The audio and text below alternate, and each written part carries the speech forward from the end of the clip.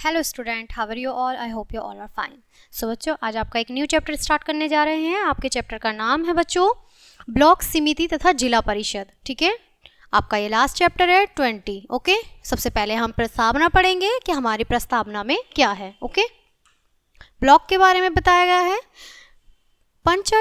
पंचायती राज त्रिस्तरीय व्यवस्था। ठीक है, पंचायती राज आपने देखा है कि गांव वगैरह जो होते हैं वहां पर पंचायत होती है। ठीक है, गांवों में पंचायत के स्तर पर, विकास खंड में ब्लॉक समिति स्तर तथा जिले में जिला परिषद स्तर। यहाँ हम अपने ब्लॉक समिति एवं जिला परिषद का अध्ययन करेंगे। ठीक है, तो हम क्या सीखेंगे यहाँ पर? जिला परिषद और ब्लॉक समिति। ठीक है, सबसे पहले हम ब्लॉक समिति पढ़ेंगे। ओके, ब्लॉक गांवों तथा जिलों के मध्य एक कड़ी के रूप में कार्य करता है, एक कड़ी के रूप में कार्य करता है। ठीक है, इसे विभिन्न राज्यों में अलग अलग नामों से जाना जाता है, जैसे पंचायत समिति, क्षेत्रीय समिति और खंड विकास समिति। ठीक है, किस किस तरह से? पंचायत समिति, क्षेत्रीय समिति और खंड समिति। ठीक है, खंड विकास समिति के रूप में। ब्लॉक समिति उन सेवा संगठनों की व्यवस्था करने के लिए जिम्मेदार होती है जिनको स्थानीय पंचायतें पूरा करने में असमर्थ होती हैं। उदाहरण के लिए पशु चिकित्सालय तथा उससे संबंधित कर्मचारियों की व्यवस्था करने में ग्राम पंचायत असमर्थ होती है। अतः ऐसी अनेक प्रकार की सेवाओं के लिए ब्लॉक समिति पर निर्भर रहना पड़ता है। संगठन, अब बात करेंगे बच्चों हम संगठन की। यहाँ एक आप पिक्चर देख पा रहे हैं, ये हमारी ब्लॉक समिति की पिक्चर है। ओके, अब सबसे पहले हम संगठन के बारे में पढ़ेंगे। ब्लॉक समिति के सदस्यों का चुनाव प्रत्यक्ष रूप से न किया जाकर ग्राम पंचायतों के प्रधान और पंच मिलकर इसके लिए अपने अपने सदस्यों का चुनाव करते हैं। इस प्रकार चुने गए सदस्यों के अलावा ब्लॉक समिति के निम्नलिखित अन्य सदस्य होते हैं। सबसे पहले हम फर्स्ट नंबर में देखेंगे, ब्लॉक के अंतर्गत नोटिफाइड एरिया कमेटी अथवा टाउन एरिया में कमेटी का अध्यक्ष। ओके, सेकंड पॉइंट में है हमारा, अगर ब्लॉक समिति में अनुसूचित जातियों तथा स्त्रियों का कोई प्रतिनिधि निर्वाचित नहीं हुआ है तो ऐसे सदस्य को उस जिले के जिलाधिकारी द्वारा नियुक्त किया जाता है। किसी भी ब्लॉक समिति में एक अनुसूचित जाति, एक अनुचित जाति, जनजाति तथा 2 महिला सदस्यों का होना जरूरी होता है। ठीक है, आगे देखते हैं। थर्ड पॉइंट है हमारा, ब्लॉक के अंतर्गत निर्वाचित विधानसभा, विधान परिषद, लोकसभा तथा राज्यसभा के सदस्य। ओके, अब आगे देखेंगे बच्चों हम पदाधिकारी। ठीक है, पदाधिकारी के बारे में पढ़ेंगे। ब्लॉक समिति के सदस्यों में से एक अध्यक्ष का चुनाव किया जाता है जो ब्लॉक प्रमुख कहलाता है। ठीक है, तथा एक अध्यक्ष भी चुना जाता है जो अध्यक्ष के उपस्थिति न होने की दशा में ब्लॉक समिति का कार्य संभालता है। ब्लॉक समिति के सदस्य यदि अध्यक्ष के कार्य से असंतुष्ट होते हैं तो उसे अविश्वास का प्रस्ताव पास करके उसके पद से हटाया जा सकता है। ब्लॉक समिति में सभी निर्णय बहुमत द्वारा लिए जाते हैं। ब्लॉक समिति का समय 5 वर्ष का होता है। जो ब्लॉक समिति का समय होता है बच्चों वो 5 वर्ष का होता है। कार्य, ब्लॉक समिति निम्नलिखित कार्यों को संपन्न करती है। ठीक है, आगे देखेंगे। अपने क्षेत्र में पेयजल सफाई, पेयजल मतलब पानी के लिए, ठीक है, सफाई, सड़कों का निर्माण तथा मरम्मत आदि जन कल्याण कार्य को कराती है। ठीक है, आगे देखेंगे। पंचायतों के बजट का निरीक्षण करती हुई, ठीक है, करती हैं। बच्चों तथा पोड़ों की शिक्षा का उचित प्रबंध करती है। ग्रामीण शिल्पकारों के प्रशिक्षण और विशेष योगों की व्यवस्था कराती है, यानी करती है। फिफ्थ है हमारा, अपने क्षेत्र के विकास के लिए सामुदायिक योजना बनाती है। अपने क्षेत्र अधिकार के अंतर्गत आने वाली सभी पंचायतों के कार्यों की देखभाल करती है। ठीक है, 7 है हमारा बच्चों, क्षेत्रीय किसानों के लिए उर्वरक, उन्नत बीज, सिंचाई एवं कृषि उपकरणों के वितरण की समुचित व्यवस्था करती है तथा लघु सिंचाई योजना को कार्यान्वित करती है। 8 पॉइंट है हमारा बच्चों, ग्राम पंचायतों को अनेक विकास कार्यों के लिए आर्थिक सहायता प्रदान करती है। ठीक है, खंड विकास अधिकारी एवं ब्लॉक प्रमुख समिति की बैठक में भाग लेकर उसकी योजनाओं को संचालित करने में अपना सहयोग प्रदान करते हैं। ओके, आगे देखते हैं बच्चों। यहाँ पे कुछ पिक्चर शो हो रही हैं, आप देख पा रहे हैं। यहाँ पर ये जल दिया जा रहा है यहाँ पर, ठीक है, जल की व्यवस्था हो रही है, सफाई की व्यवस्था हो रही है और यहाँ सड़कों का निर्माण हो रहा है, ठीक है, मरम्मत हो रही है।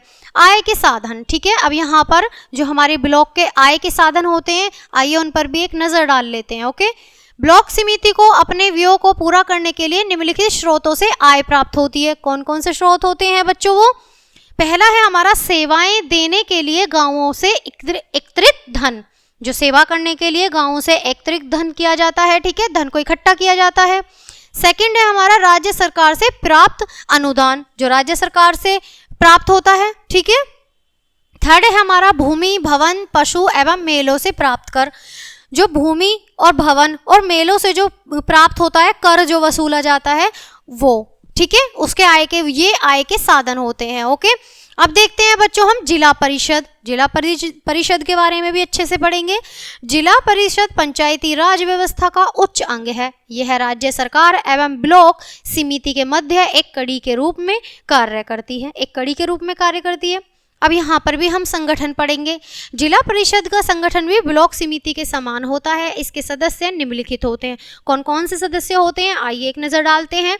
सबसे पहला है इसमें महिला प्रतिनिधि, महिला होती हैं।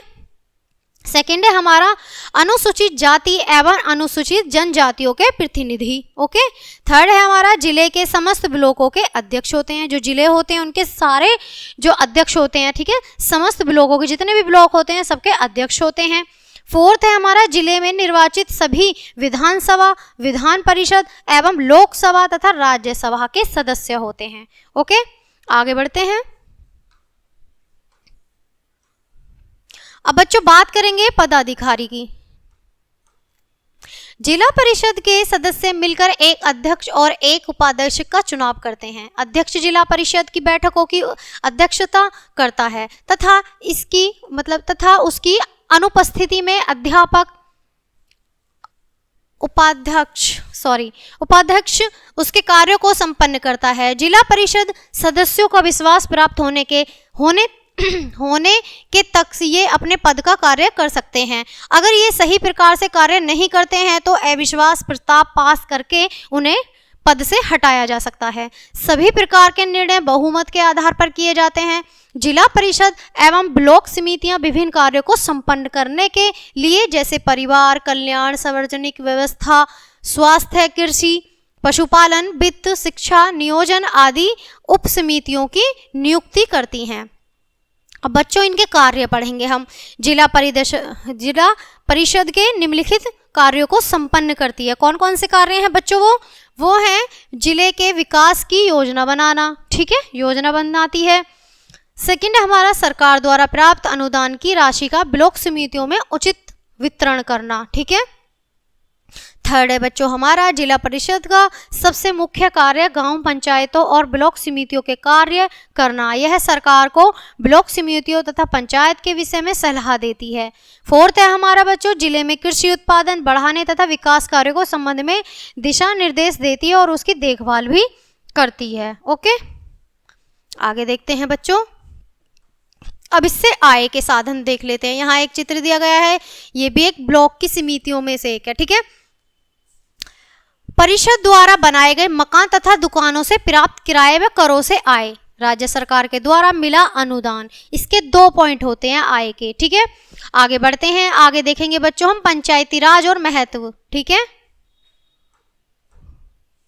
गांवों के लोगों को सरकार से जोड़ने का कार्य पंचायती राज द्वारा होता है। ग्रामीण तथा सरकार के बीच पंचायती राज एक कड़ी के रूप में स्थापित हो गया है। गांवों में राजनीतिक चेतना एवं जागरूकता आ गई है। पंचायती राज द्वारा गांवों में अनेक सुधार कार्य किए गए हैं। उपयुक्त सफलताएं प्राप्त करने के बावजूद भी पंचायती राज को अनेक असफलताओं का सामना करना पड़ा है।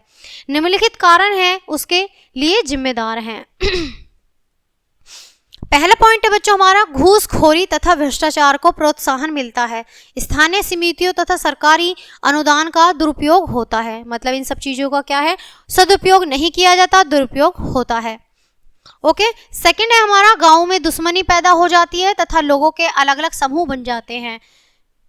थर्ड है हमारा, पंचायती राज में चुने गए लोग अपने उन वादों को भूल जाते हैं जो उन्होंने जनता से किए होते हैं। वोट के टाइम पर जो वादे किए होते हैं वो एक बार पद मिलने पर भुला दिए जाते हैं, यानी कि उनका अनुसरण नहीं किया जाता। अब बच्चों बात करते हैं पंचायती राज के मार्ग में विभिन्न बाधाओं की। ठीक है, सबसे पहला पॉइंट है बच्चों हमारा, विकास कार्यों के लिए अधिक धन की जरूरत होती है। अगर हम किसी भी कार्य को कर रहे हैं तो उसके लिए हमें धन की जरूरत होगी, जबकि गांवों की आय कम होती है, जबकि गांवों की आय शहरी आय से कम होती है। सेकंड पॉइंट है बच्चों हमारा, ग्रामीण अशिक्षित होने के कारण अपने मत का मूल्य महत्व नहीं जानते। वे कुछ रुपयों के लालच में अपना वोट अयोग्य उम्मीदवार के पक्ष में डाल देते हैं। जिनके वो अधिकारी नहीं होते हैं उन लोगों के पक्ष में अपनी वोट दे देते हैं कुछ पैसों के लालच में। पंचों का चुनाव दलीय आधार पर होने से भी वे पक्षपात रहित नहीं होते। फोर्थ है हमारा, अक्सर पंच एवं सरपंच अशिक्षित होने के कारण कुशलता पूर्वक कार्य नहीं कर पाते हैं, क्योंकि जो पंच सरपंच बनाए जाते हैं वो अशिक्षित होते हैं, उसी के कारण वो सही फैसले नहीं कर पाते हैं। उपयुक्त बातों के आलोक में हम कह सकते हैं कि गुटबाजी, निर्धनता, अशिक्षा एवं आय के सीमित साधन पंचायती राज के सामने मुख्य बाधाएं हैं। ये सब चीजें क्या हैं बच्चों? मुख्य बाधाएं हैं। राज्य सरकार तथा पंचायती राज। अब बात करेंगे बच्चों हम राज्य सरकार की और पंचायती राज की। ठीक है, यहाँ एक पिक्चर शो हो रही है, आप देख पा रहे हैं, यहाँ पर एक ये पंचायत लगी हुई है। ओके, आगे बढ़ेंगे। पंचायती राज की विभिन्न संस्थाओं की स्थापना के लिए राज्य सरकार कानून बना सकती है। राज्य सरकार पंचायतों को आर्थिक सहायता अनुदान के रूप में प्रदान करती है, जिससे गांवों को विकास योजनाओं को क्रियान्वित किया जा सकते। पंचायती राज की विभिन्न संस्थाओं पर राज्य सरकार पैनी नजर रखती है। राज्य सरकार जिला स्तर पर एक सचिव की भी नियुक्ति करती है, जो इन संस्थाओं से संबंधित अभिलेख रखता है, जो इन सब चीजों की जानकारी रखता है। ओके, आगे देखेंगे बच्चों।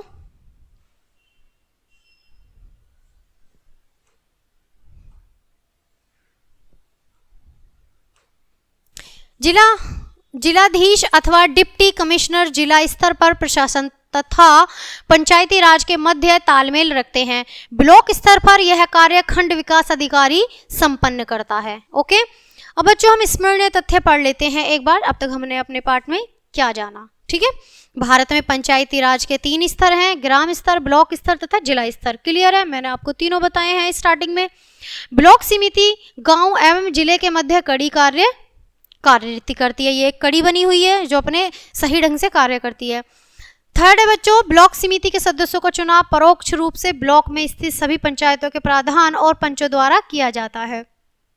फोर्थ है बच्चों, ब्लॉक समिति के सदस्यों में ब्लॉक के अंतर्गत विधानसभा, विधान परिषद, लोकसभा तथा राज्यसभा के सदस्य भी सम्मिलित होते हैं। अब यहाँ पर बात करेंगे बच्चों, ब्लॉक समिति समुदाय विकास कार्यक्रम, सिंचाई, सफाई, पंचायत की देखभाल, स्वास्थ्य, शिक्षा, बजट, पेयजल की व्यवस्था सहित अनेक कार्य करती है। नेक्स्ट है बच्चों, ब्लॉक समिति की आय के साधन किराए तथा सरकार से प्राप्त अनुदान है।